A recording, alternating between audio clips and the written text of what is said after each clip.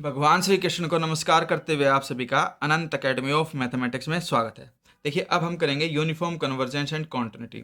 Theorem है कि let f n be a sequence of continuous function, यानी कि ये जो है ये सीक्वेंस है, इसमें जितने भी फंक्शन है वो सभी कॉन्टिन्यूस है ऑन ए सेट ई, और सेट ई में कॉन्टिन्यूस है, यानी कि ई का कोई भी पॉइंट हम फंक्शन में डालेंगे वो डिफाइन होगा, जो कि सबसेट है किसका, आर का। And suppose that sequence f n converge uniformly on set E to a function f. अब ये जो एफ एन है वो अप्रोच किसको कर रहा है, एफ को। एफ आपका लिमिट पॉइंट है, ठीक है, और उसकी डोमेन सेट ई है, रेंज आर है, जो कि रियल नंबर है। Then the limit function F is also continuous. हमें एफ को कॉन्टिन्यूस शो करना है। तो सबसे पहले प्रूफ में देखिए कि C be an arbitrary point of E. E का हमने कोई भी एक आर्बिट्रेरी पॉइंट ले लिया, ठीक है। We shall show that F is continuous at C. अब आर्बिट्रेरी पॉइंट होने का मतलब है कि अगर वो उस पॉइंट पे एफ कॉन्टिन्यूस हो जाता है तो इसका मतलब वो सेट ई के हर पॉइंट पे ही कॉन्टिन्यूस माना जाएगा, क्योंकि सी आर्बिट्रेरी पॉइंट है ई का, कोई भी रैंडम पॉइंट हो सकता है। फिर since F N tends to F uniformly on E, ये हमें स्टेटमेंट में गिवन है, और यूनिफॉर्मली की डेफिनेशन के अकॉर्डिंग हमारे पास एक गिवन एप्सिलॉन होगा ग्रेटर देन जीरो।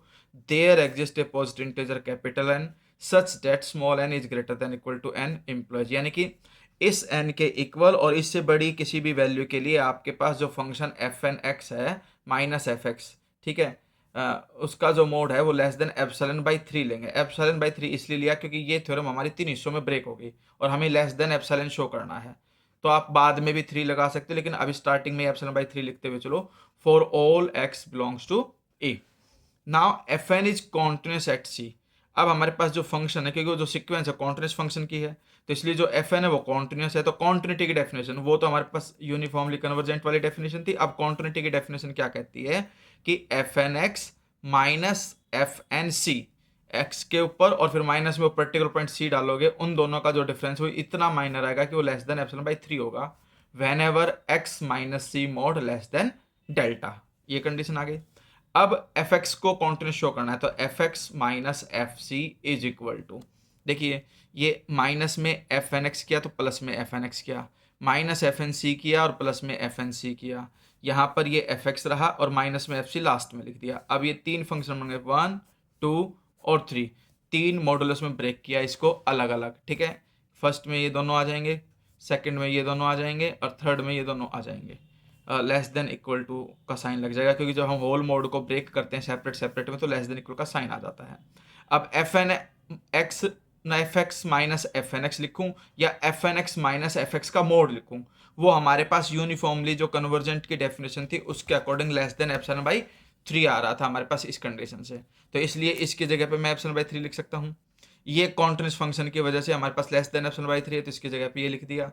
और ये f N x minus F c, देखिए एफ एन जो है कॉन्टिन्यूस ऑन ई है, तो ये कि हर पॉइंट पे भी होगा, तो इसलिए ये भी less than epsilon by three. तीनों का एडिशन करोगे इक्वल टू एप्सिलॉन आ जाएगा, यानी कि आपके पास कंडीशन क्या आ गई कि F X minus F C का mod less than epsilon whenever X minus C का मोड जो है वो लेस देन डेल्टा। तो hence F is continuous at C. अब जो एफ फंक्शन है वो कॉन्टिन्यूस होगा सी पे, but C is an arbitrary point of E, so F is continuous on E.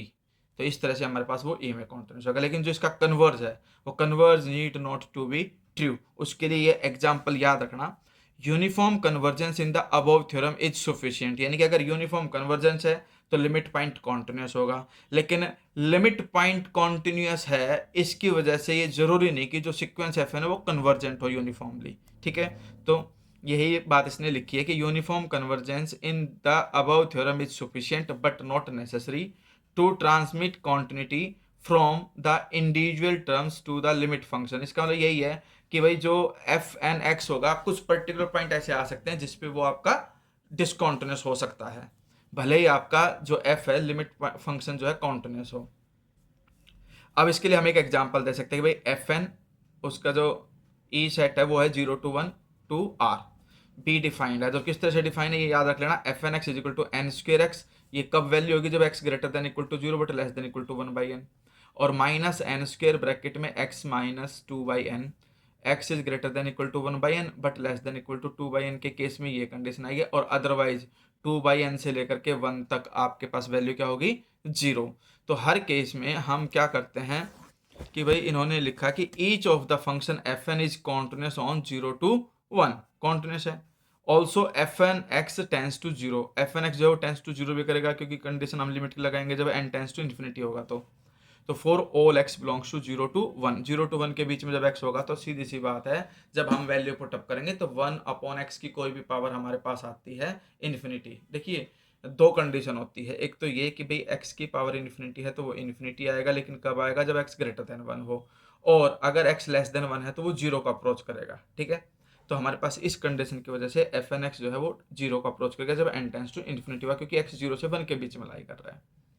Hence the limit function f vanishes identically, अब जो limit function F है वो 0 हो जाएगा हर केस में, और वो 0 फंक्शन जो होता है वो कॉन्टिन्यूस होता ही है, क्योंकि 0 भी एक डिफाइंड वैल्यू है, and is continuous, but the convergence f N tends to f is non uniform. इसका मतलब ये है कि अगर f N tends to f कर रहा है, एफ भले ही कॉन्टिन्यूस है, तो हम कह नहीं सकते कि ये यूनिफॉर्मली कॉन्टिन्यूस है। ठीक है, तो ये एग्जाम्पल दे देना आप।